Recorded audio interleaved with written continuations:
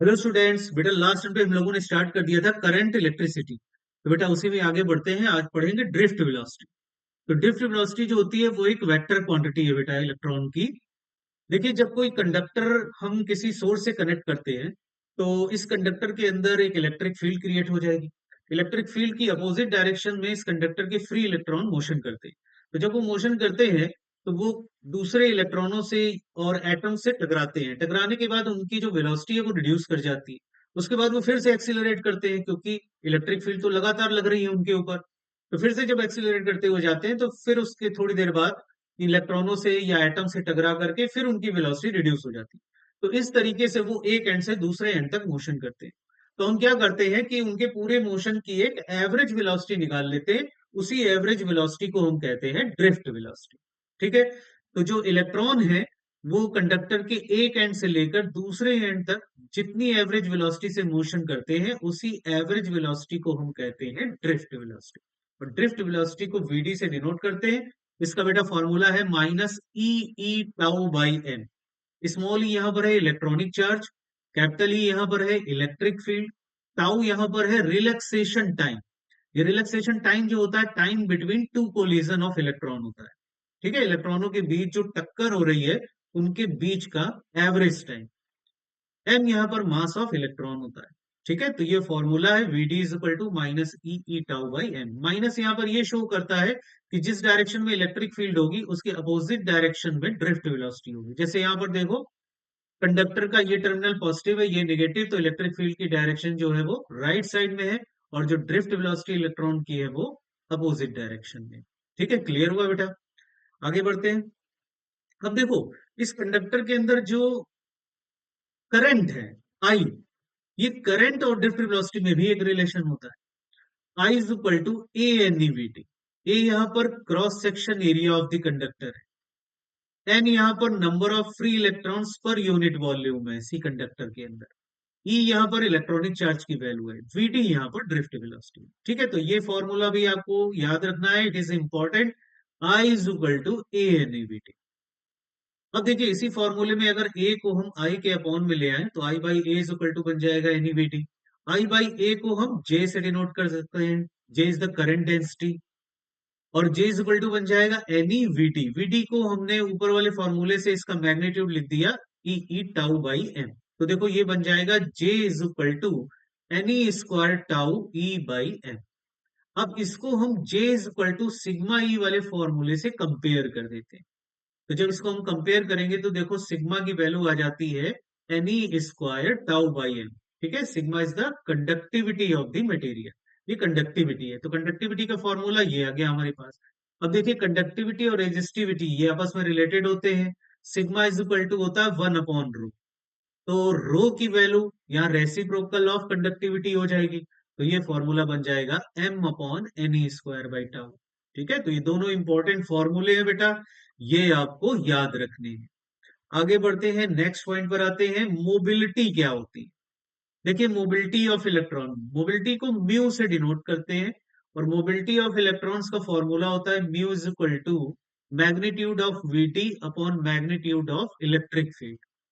VD का magnitude E टाउ/m। और इलेक्ट्रिक फील्ड का ई, देखो ई से ई कैंसिल आउट हो जाएगा, तो मोबिलिटी का फॉर्मूला हमारे पास आ जाएगा E टाउ/m। ठीक है, देखो ये कहीं पर भी इलेक्ट्रिक फील्ड पर डिपेंड नहीं कर रहा है। और मोबिलिटी जो है वो कंडक्टर की डायमेंशन पर भी कहीं पर डिपेंड नहीं कर रही है। ना ही ए आ रहा है यहाँ पर, ना ही एल आ रहा है यहाँ पर। ठीक है, तो डायमेंशन पर भी डिपेंड नहीं करती है और इलेक्ट्रिक फील्ड पर भी डिपेंड नहीं करती। ठीक है, इतनी बात समझ आई बेटा? आगे बढ़ते हैं। नोट करके एक इंपॉर्टेंट पॉइंट है जिसमें मैं बहुत इंपॉर्टेंट बात आपको बताने जा रहा हूं। देखिए, कंडक्टर अगर यूनिफॉर्म नहीं है, उसका जो क्रॉस सेक्शन है वो वेरी कर रहा है। जैसे यहां पर देखिए, इनिशियल में क्रॉस सेक्शन कम है और बाद में क्रॉस सेक्शन बढ़ता जा रहा है। तो देखिए, इस कंडक्टर को जब हम किसी सोर्स से कनेक्ट करेंगे, इसमें जो करंट की वैल्यू होती है वो कांस्टेंट रहती है। ठीक है, charge flow per unit time जो कंडक्टर के अंदर क्रॉस करेगा क्रॉस सेक्शन एरिया से, वो हमेशा कांस्टेंट रहेगा, ध्यान रखिएगा। यानी कि करंट की वैल्यू जो है वो कांस्टेंट रहेगी। अब देखिए, आई इज इक्वल टू होता है ए एन ई बी टी। तो आई कांस्टेंट हो गया। ए क्रॉस सेक्शन एरिया तो बदल रहा है। एन नंबर ऑफ इलेक्ट्रॉन्स भी कांस्टेंट हो गए, ठीक है, ई भी कांस्टेंट हो गया, तो यहां से देखो वीडी जो है वो क्रॉस सेक्शन एरिया के इनवर्सली प्रोपोर्शनल आ जाएगा। और इनिशियल में देखो एरिया कम है तो ड्रिफ्ट वेलोसिटी ज्यादा होगी, यहाँ पर ड्रिफ्ट वेलोसिटी की वैल्यू ग्रेटर होगी, और यहाँ पर ड्रिफ्ट वेलोसिटी Vd2 की वैल्यू लेस होगी। ठीक है, तो ड्रिफ्ट वेलोसिटी जहां क्रॉस सेक्शन एरिया कम होगा वहां ग्रेटर होगी, जहां पर क्रॉस सेक्शन एरिया ज्यादा होगा वहां पर लेस होगी। ठीक है, क्लियर हुई बात। अब देखिए जो करंट डेंसिटी है वो भी आई और ए से रिलेटेड है, तो आई तो कांस्टेंट है यहाँ पर, लेकिन एरिया जो है वो चेंज कर रहा है, तो इनिशियल वाला एरिया कम है तो ड्रिफ्ट जो करंट डेंसिटी है उसकी वैल्यू ग्रेटर हो जाएगी। तो यहाँ पर जो करंट डेंसिटी होगी J1 वो ग्रेटर देन होगी J2 से। समझ आया बेटा ये? चलो आगे बढ़ते हैं, अगले पॉइंट पर आते हैं, टेम्परेचर डिपेंडेंस ऑफ रेजिस्टिविटी। तो देखो रेजिस्टिविटी जो रो होती है वो अभी हम लोगों ने ऊपर पढ़ा M upon NE square by NE square tau के इक्वल होती है, टाउ यहाँ पर रिलैक्सेशन टाइम। तो यहाँ पर देखो टेम्परेचर जब हम इंक्रीज करते हैं तो रिलैक्सेशन टाइम डिक्रीज कर जाता है। कैसे? देखिए, जब भी हम टेम्परेचर बढ़ाएंगे तो क्या होगा कि टेम्परेचर बढ़ने की वजह से जो वाइब्रेशन है वो इंक्रीज कर जाएंगे, तो वाइब्रेशन इंक्रीज करेंगे तो जो इलेक्ट्रॉन्स हैं उनकी जो वेलोसिटी है वो इंक्रीज कर जाएगी, काइनेटिक एनर्जी बढ़ जाएगी। काइनेटिक एनर्जी अगर उनकी बढ़ेगी तो अब वो तेजी से कोलाइड होंगे, यानी कि उनकी कोलिजन फ्रीक्वेंसी बढ़ जाएगी। जो कोलिजन फ्रीक्वेंसी बढ़ जाएगी तो जो रिलैक्सेशन टाइम है वो डिक्रीज हो जाएगा, यानी कि जल्दी जल्दी टक्करें होने लगेगी। तो रिलैक्सेशन टाइम अगर डिक्रीज कर गया तो रेजिस्टिविटी इंक्रीज कर जाएगी। तो टेम्परेचर बढ़ाने से रेजिस्टिविटी इंक्रीज करती है। ठीक है, तो मेटल के केस में आप याद रखेंगे कि टेम्परेचर बढ़ाने से उसकी रेजिस्टिविटी बढ़ती है। और रेजिस्टिविटी टेम्परेचर पर किस तरीके से डिपेंड करती है उसका ये फॉर्मूला है जो आपको याद रखना है, rho at T is equal to rho naught one plus alpha T minus T naught. यहाँ पर रो टी की जो वैल्यू है वो है resistivity at T degree Celsius, rho naught की वैल्यू है resistivity at reference temperature T naught, alpha यहाँ पर कहलाता है ये टेम्परेचर कोएफिशिएंट ऑफ रेजिस्टिविटी। ठीक है, अब देखिए यहाँ पर कुछ इंपॉर्टेंट पॉइंट है जो आपको याद रखने हैं। पहला तो ये कि फॉर मेटल, मेटल के लिए जो अल्फा होता है वो पॉजिटिव होता है, तो मेटल के लिए जब अल्फा पॉजिटिव होगा तो हम देखेंगे टेम्परेचर बढ़ाने से रेजिस्टिविटी इंक्रीज करेगी। इसी तरीके से रेजिस्टेंस भी उसका इंक्रीज करेगा, क्योंकि आर प्रोपोर्शनल टू रो होता है, तो रो बढ़ेगा तो रेजिस्टेंस भी बढ़ेगा। ठीक है, आया समझ में ये? अगले पॉइंट पर आते हैं, देखो for semi conductor, semi conductor के लिए जो अल्फा की वैल्यू होती है वो निगेटिव होती है, तो जब ये अल्फा की वैल्यू निगेटिव हो जाएगी तो हम देखेंगे कि टेम्परेचर बढ़ाने पर रेजिस्टिविटी उसकी डिक्रीज करेगी, यानी कि उसका रेजिस्टेंस भी डिक्रीज करेगा। तो जैसे कार्बन हो गया, सिलिकॉन हो गया, जर्मेनियम हो गया, इनका जब हम टेम्परेचर बढ़ाते हैं तो इनकी रेजिस्टिविटी डिक्रीज करती है और रेजिस्टेंस भी इनका डिक्रीज करता है। ठीक है, याद रखना है आपको। अब देखिए मेटल के केस में दो इंपॉर्टेंट बातें हैं जो आपको याद रखनी है, कि मेटल के केस में जब लोअर वाला टेम्परेचर चेंज कर रहे होंगे, लो टेम्परेचर पर, जैसे 50 केल्विन से 100 केल्विन या 150 केल्विन के आसपास, तो हम देखेंगे कि रेजिस्टिविटी टेम्परेचर के इस तरीके से वेरिएशन में होती है। ये जैसे पैराबोला मिलता है ना, उस तरीके का रिलेशन आपको मिलेगा। और जब हाई टेम्परेचर हम चेंज करते हैं जैसे 200 केल्विन, 400 केल्विन, 600 केल्विन, 800 केल्विन, तो हम देखेंगे रेजिस्टिविटी जो है वो टेम्परेचर के डायरेक्टली प्रोपोर्शनल होती है। मींस ये वाला जो फॉर्मूला है उस फॉर्मूले को ये फॉलो करती है। आई बात समझ में? ठीक है, ये बात आपको याद रखनी है। और सेमी कंडक्टर का रिलेशन रो का टेम्परेचर के साथ हो जाएगा, ऐसा हाइपरबोलिक नेचर का, क्योंकि जो रेजिस्टिविटी है वो टेम्परेचर के एक तरीके से इनवर्सली प्रोपोर्शनल है, टेम्परेचर बढ़ाने पर रेजिस्टिविटी इनकी डिक्रीज करती है। अब देखिए दो पॉइंट है जिनको मैं नोट करके लिखा रहा हूं आपको, इनको आपको याद रखना है। एक्चुअल में ये दो फॉर्मूले हैं जो आपको याद रखने हैं। इन्हीं फॉर्मूलों की हेल्प से जितने भी इसके जो क्वेश्चन बनते हैं टेम्परेचर डिपेंडेंस रेजिस्टेंस के और टेम्परेचर डिपेंडेंस रेजिस्टिविटी के, वो सारे के सारे क्वेश्चन इन दो फॉर्मूलों से सॉल्व हो जाए। तो देखो बेटा, if reference temperature T naught equal to 0 degree Celsius, ऊपर वाला जो रिलेशन था हमारा rho at T is equal to ये rho naught one plus alpha T minus T naught, इसमें अगर हम जो रेफरेंस वाला टेम्परेचर है ये टी नॉट, इसको अगर हम 0 डिग्री सेल्सियस कंसीडर कर ले तो देखो हमारा रिलेशन बनेगा alpha is equal to rho T minus rho naught upon rho naught T. और ये rho T minus rho naught ये जो डिफरेंस है ये डेंसिटी का डिफरेंस है। ये टी डिग्री सेल्सियस पर, 0 डिग्री सेल्सियस पर, इसको डी रो के इक्वल लिख सकते हैं। उसी तरीके से अपॉन रो इंटू टी को dt लिख सकते हैं। ठीक है, यानी चेंज इन टेम्परेचर। तो इस तरीके से टेम्परेचर कोएफिशिएंट ऑफ रेजिस्टिविटी का रिलेशन ये निकल के आ जाता है। इस फॉर्मूले को आपको याद रखना है। इसी तरीके से जो रेजिस्टेंस होता है टी डिग्री सेल्सियस पर, उसका देखो फॉर्मूला हो जाएगा R T is equal to R naught 1 + α RT। Alpha R यहाँ पर टेम्परेचर कोएफिशिएंट ऑफ रेजिस्टेंस है। तो इसकी वैल्यू देखो बनेगी R T minus R naught upon R naught into T. ये R T minus R naught ये क्या हो गया, ये रेजिस्टेंस का डिफरेंस है। ये टी डिग्री सेल्सियस पर रेजिस्टेंस, ये 0 डिग्री सेल्सियस पर रेजिस्टेंस, तो इसको भी हम डी आर के इक्वल लिख सकते हैं। तो ये d R upon R into d T के इक्वल हो जाएगा। आर यहाँ पर इनिशियल रेजिस्टेंस होगा। ठीक है, बात समझ में आई बेटा। अब उसके बाद आगे बढ़ते हैं, नेक्स्ट पॉइंट पर आते हैं, इलेक्ट्रिकल एनर्जी एंड पावर।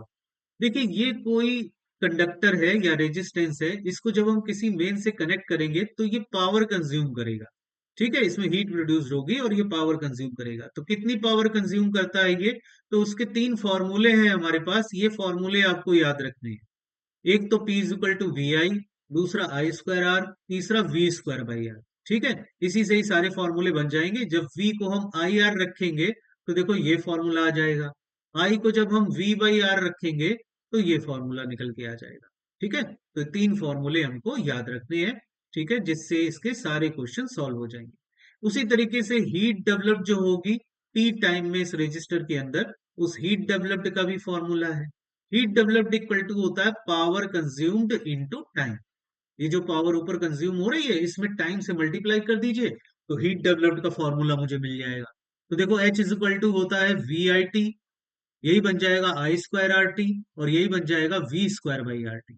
ठीक है, तो ये दो फॉर्मूले जो है, एक पावर कंज्यूम के और एक हीट कंज्यूम के, हमको याद रखने हैं।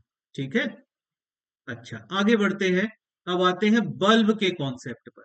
देखो बल्ब का क्या कॉन्सेप्ट होता है। देखिए ये जो बल्ब है, इसमें आपने देखा होगा कि उसके ऊपर 100 वॉट, 220 वोल्ट, इस तरीके से वैल्यू लिखी होती है। तो ये जो 100 वॉट वैल्यू लिखी हुई है, इसको हम कहते हैं रेटेड पावर। और जो ये 220 वोल्ट वोल्टेज लिखा होता है, इसको बोलते हैं रेटेड वोल्टेज। मतलब कि इसको जिस वोल्टेज के लिए, जिस वोल्टेज के लिए मैन्युफैक्चर किया गया है, ये वो वाले वोल्टेज है। ठीक है, इनको रेटेड वोल्टेज और रेटेड वोल्टेज बोलते हैं। ठीक है, अच्छा इन दोनों की हेल्प से हम इस बल्ब का रेजिस्टेंस फाइंड आउट कर सकते हैं। देखो रेजिस्टेंस का फॉर्मूला हो जाएगा VR² अपॉन PR, मतलब V रेटेड का स्क्वायर अपॉन P रेटेड। ठीक है, वही power is equal to V²/R वाला फॉर्मूला है, उससे हमने रेजिस्टेंस निकाला है। ठीक है, तो इस तरीके से बल्ब का रेजिस्टेंस हम फाइंड आउट कर लेंगे रेटेड वैल्यूज से। और जब ये बल्ब का रेजिस्टेंस हमारे पास आ जाएगा, तो देखो इस बल्ब को अगर हम किसी सोर्स से कनेक्ट करेंगे, तो उसका जो अप्लाइड वोल्टेज होगा, उसी के अकॉर्डिंग ये पावर कंज्यूम करेगा। ये वाली जो वोल्टेज है 100 वॉट, ये तो बेटा ये तब कंज्यूम करेगा जब हम इसको 220 वोल्ट के वोल्टेज से कनेक्ट करेंगे। लेकिन अगर वोल्टेज 220 वोल्ट नहीं हुआ, तो फिर ये 100 वॉट की पावर नहीं, कुछ और कंज्यूम करेगा, उसी के अकॉर्डिंग जितना वोल्टेज हमने अप्लाई कर रखा होगा। तो देखो जो पावर कंज्यूम्ड होगी बल्ब के अंदर, वो बन जाएगी V अप्लाइड का स्क्वायर बाई R। और R ये वही रेजिस्टेंस है जो हमने रेटेड वैल्यू से निकाला है। इसी को देखो I²R भी लिख सकते हैं। I यहाँ पर सर्किट की करंट है, अगर ये हमको पता है और रेजिस्टेंस पता है बल्ब का, तो I²R से भी पावर कंज्यूम निकाल सकते हैं। इसी को V अप्लाइड इंटू आई भी लिख सकते हैं, यानी जो वोल्टेज अप्लाइड है वो हमको पता है, और अगर करंट की वैल्यू पता है सर्किट में कितनी है, तो इससे भी पावर कंज्यूम निकाल सकते हैं। ठीक है, समझ आया बेटा सबको। आगे बढ़ते हैं, नेक्स्ट पॉइंट पर आते हैं। एक इंपॉर्टेंट पॉइंट है जो मैं आपको यहां पर बताने जा रहा हूं। एक देखो इस टाइप का क्वेश्चन पूछा जाता है, उसके लिए मैं आपको शॉर्ट ट्रिक बता रहा हूं उसको सॉल्व करने की। देखो यहाँ पर एक R1 रेजिस्टेंस की कॉइल है, जिसको हमने V के मेन से कनेक्ट कर रखा है। और इस कॉइल से हम एक वाटर बॉयल कर रहे हैं, M मास का वाटर है जिसको हम बॉयल करते हैं, तो T1 टाइम में ये बॉयल कर जाता है। उसके बाद एक दूसरी कॉइल है हमारे पास R2 रेजिस्टेंस की, इसको हमने भी V के ही मेन से कनेक्ट कर रखा है, मतलब उसी मेन से इसको कनेक्ट करते हैं, और फिर से उतने ही M मास का वाटर इससे बॉयल करते हैं। तो हम देखते हैं उसको बॉयल करने में T2 का टाइम लगता है, फिर उसके बाद ये दोनों जो कॉयल है इनको हम सीरीज में कनेक्ट कर देते हैं, और सीरीज में कनेक्ट करने के बाद फिर सो इसको उतने ही मेन से कनेक्ट करते हैं जितना पहले से कनेक्ट कर रहे थे, और फिर उतने ही मास का वाटर इससे बॉयल करते हैं। तो मान लो ये टीएस टाइम में बॉयल कर जाता है, ये वाला टाइम पूछा जाता है। उसी तरीके से कभी कभी इन्हीं कॉयल को पैरेलल में कनेक्ट कर देंगे, और आपसे टाइम पूछा जाएगा कि उतने ही मास का वाटर कितने टाइम में बॉयल करेगा। ठीक है, तो यहां से देखो, जो H इज इक्वल टू होता है वो V square by R into T के इक्वल होता है। H यहाँ पर हीट कंज्यूम्ड बाई वाटर है। तो देखो हर कंडीशन में जो हीट कंज्यूम्ड बाई वाटर होगा वो बेटा सेम होगा, क्योंकि जितने मास का वाटर बॉयल करता है T1 टाइम में या T2 टाइम में या TS टाइम में या TP टाइम में, है ना, तो उसको हर बार हीट की जो जरूरत पड़ेगी वो तो सेम पड़ेगी बेटा, है ना। जितनी हीट उसको चाहिए बॉयल करने के लिए उतनी ही हीट उसको हर बार जरूरत पड़ेगी बॉयल करने के लिए। तो ये जो हीट की वैल्यू होगी वो कांस्टेंट हो जाएगी। और उसी तरीके से वोल्टेज की वैल्यू भी कांस्टेंट है, क्योंकि हम हर बार जो मेंस का वोल्टेज यूज कर रहे हैं वो सेम वोल्टेज यूज कर रहे हैं। ठीक है, तो वोल्टेज भी कांस्टेंट है। तो यहां से देखो, जो टाइम है वो रेजिस्टेंस के डायरेक्टली प्रोपोर्शनल आ जाएगा। ठीक है, टाइम जो है वो रेजिस्टेंस के डायरेक्टली प्रोपोर्शनल आ जाएगा। तो इसका मतलब रेजिस्टेंस सर्किट का जिस हिसाब से वेरी करेगा, टाइम भी उसी हिसाब से वेरी करेगा। तो अगर मान लीजिए रेजिस्टेंस जो सर्किट का है आपने सीरीज में लगा दिया, तो सीरीज का जो रेजिस्टेंस होता है आर सीरीज इक्वल टू वो R1 प्लस R2 के इक्वल हो जाता है। तो सीरीज में जो टाइम ऑफ बॉइलिंग मिलेगा वो भी T1 प्लस T2 के इक्वल हो जाएगा।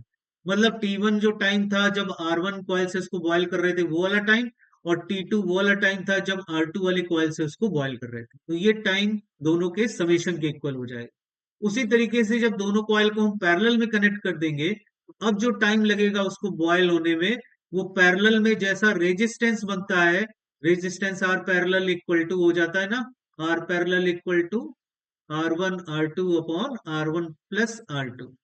तो उसी तरीके से टाइम की वैल्यू भी आ जाएगी T1 T2 upon T1 plus T2। Clear हुआ बेटा सबको? तो बेटा आज इतना ही रखते हैं, बाकी फिर नेक्स्ट टर्न पर। तब तक के लिए बेस्ट ऑफ लक।